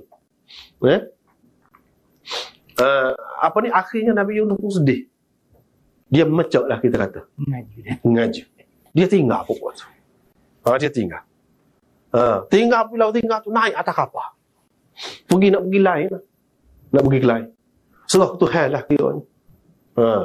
Jadi bila naik atas kapal tu nak tergelar. Jadi nak tergelar. Setiap kali cabut undi kena ke dia. Kena ke dia macam pelik.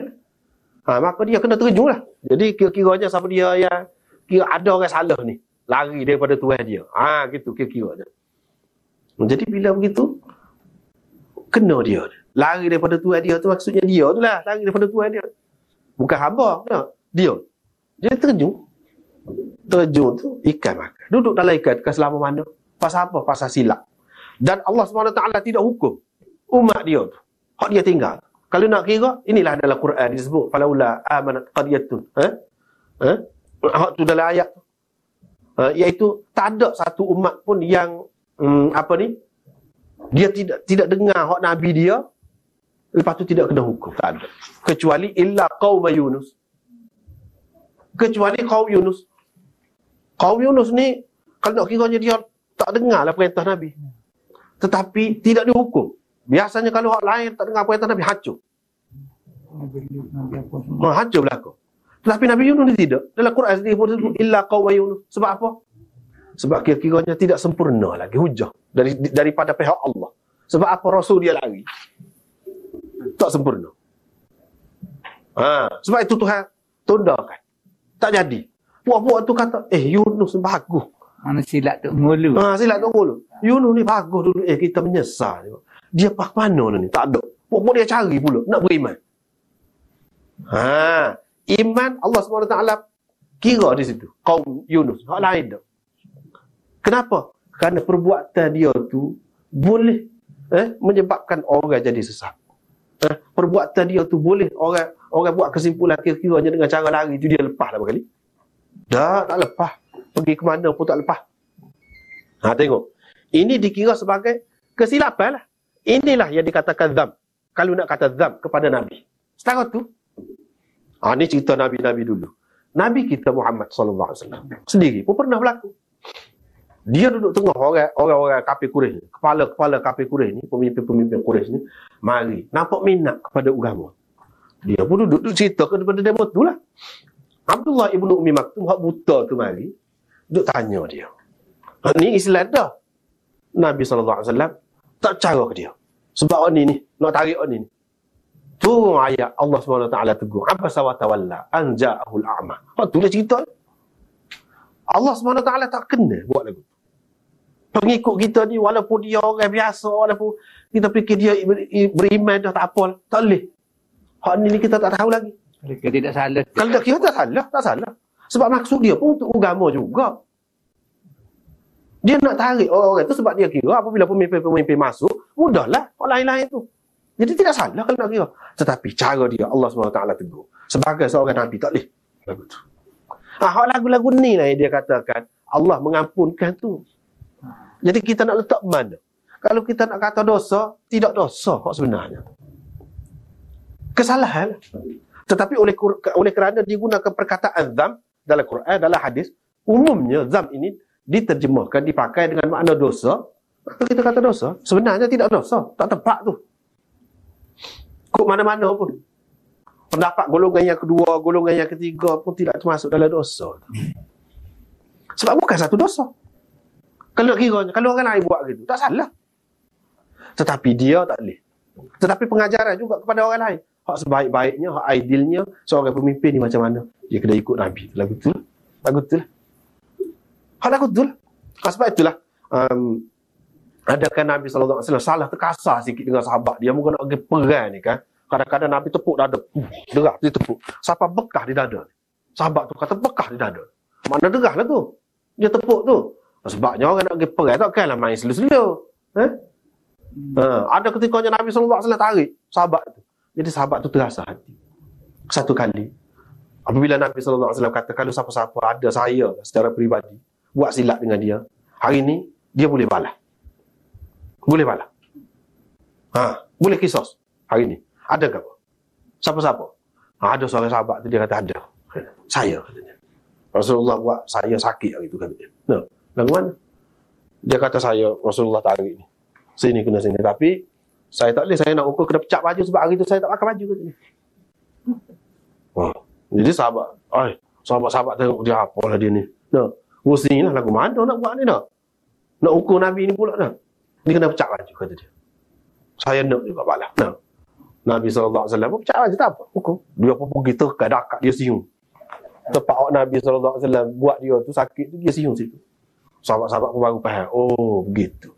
Jadi hak lagu-lagu tu lah kira-kiranya hak dikira sebagai ketelanjuran, kesilapan. Apabila kita bertindak kadang-kadang salah terkasar sikit, maksudnya baik, sesuai dengan keadaan nak perang ke apa tu, sesuai dengan keadaan tu, kita perlu ketuk kaki sikit kau biar betul saf tu misalnya. Hak lagu-lagu tu lah. Akhir sekali dalam Quran pun sebut, fasabbih bihamdi rabbika wastaghfir. Suruh Nabi istighfar tu bukan sepuluh kita istighfar ni minta ampun dosa, memang dosa sungguh. Hak lagu-lagu tu lah. Kita tak boleh nafikan. Sebab ada banyak dalam Quran dia sebut, suruh Nabi istighfar. Istighfar ni daripada benda lagu tu lah. Kita nak kata dosa ke lagu tu? Tak masuk dalam dosa tu. Seorang ketua buat keras sikit, memang sepatutnya begitu. Hak lagu-lagu tu lah kalau ada pun daripada Nabi-Nabi. Dan itu disebutkan sebagai dosa. Kenapa? Sebab kepada dia tu kalau nak kata dosa boleh dah.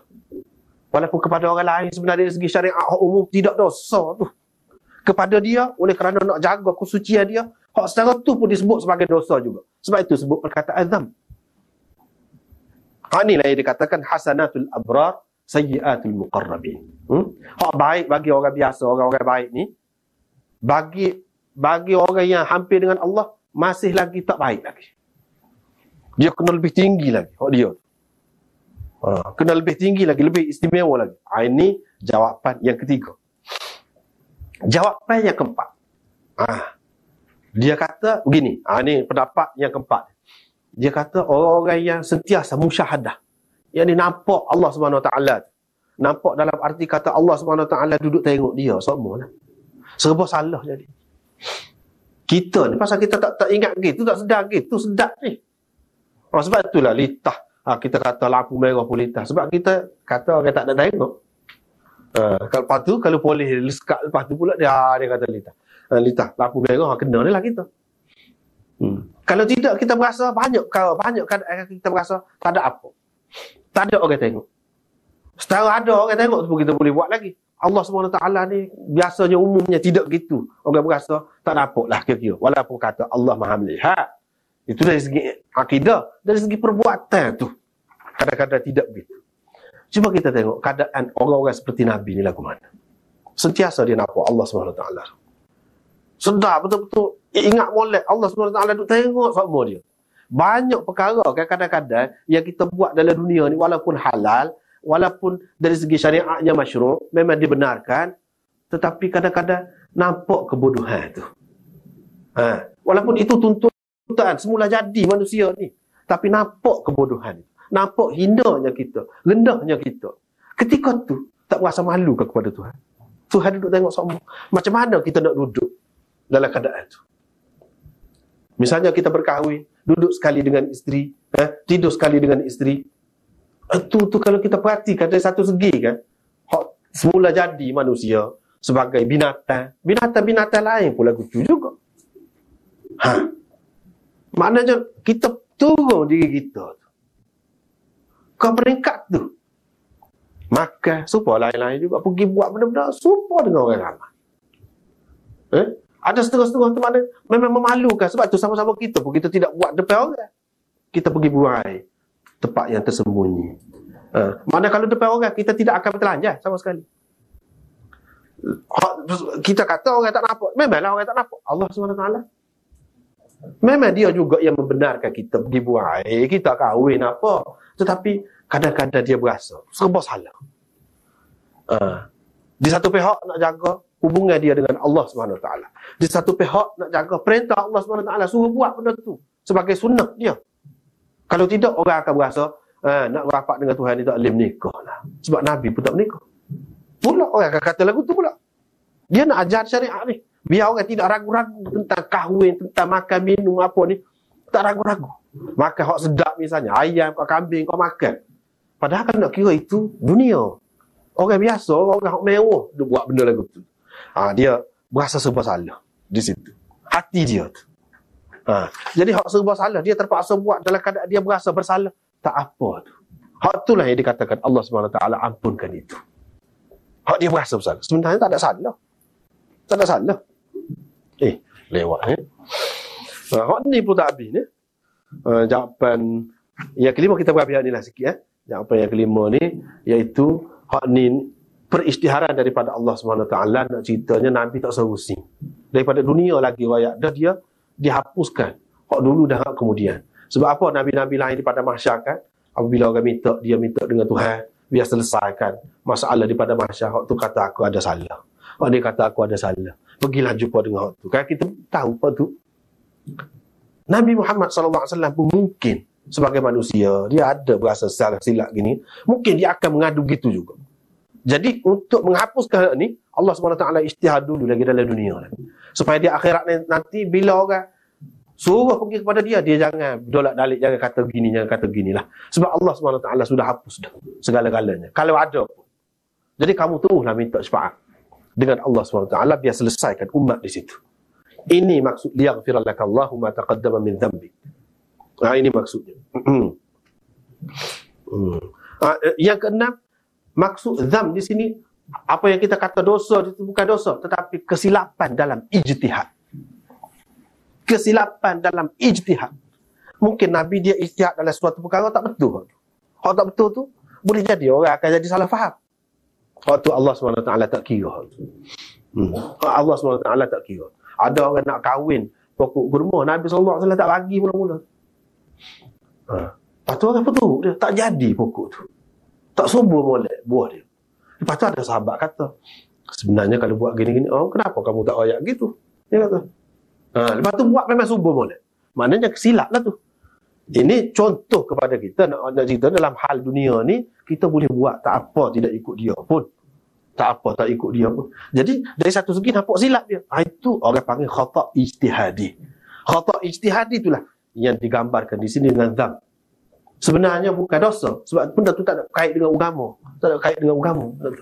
Bahkan isyarat juga kepada kita bahawa dalam bab dunia ni kita tak perlu rujuk kepada dia. Kita nak tak perlu cari hadis lagu mana nak suruh besar buah tomato ke apa ke, kita kata tak perlu. Waktu kita boleh buat kajian sendiri. Yang ketujuh, liyaghfira laka ni maksudnya Allah SWT ghafar maknanya menutup. Allah SWT tutup dosa kau hak dulu dan hak kemudian. Kalau mungkin ada pun, tutup. Makna tutup di sini Allah SWT memaksumkan engkau, menjadikan engkau maksum. Gitu dah. Bukan makna Allah SWT mengampunkan dosa, tak. Allah SWT menutup dosa sehingga tidak mungkin kamu melakukan dosa. Seseolahnya Allah SWT buat dinding antara engkau dengan dosa. Tak mungkin berlaku dosa. Itulah kelebihan, keistimewaan. Ini hak yang ketujuh ni sebenarnya paling baik, paling sesuai dalam bab maksum, ismah Nabi-Nabi ni. Hak ni lah yang paling sesuai. Dan itu dalam bab ni nampaknya kita tak ada habis ni. Tak apalah, situlah lebih kurangnya. InsyaAllah kita akan jumpa lagi lah pada ni. Satu hadis pun tak ada habis. InsyaAllah kita akan sambung lagi selepas ni. Selepas raya ni kan, insyaAllah. Kita berhentilah sekat tu sebab masa tidak mengizinkan. Wallahu a'lam. Akhiru da'wana alhamdulillah.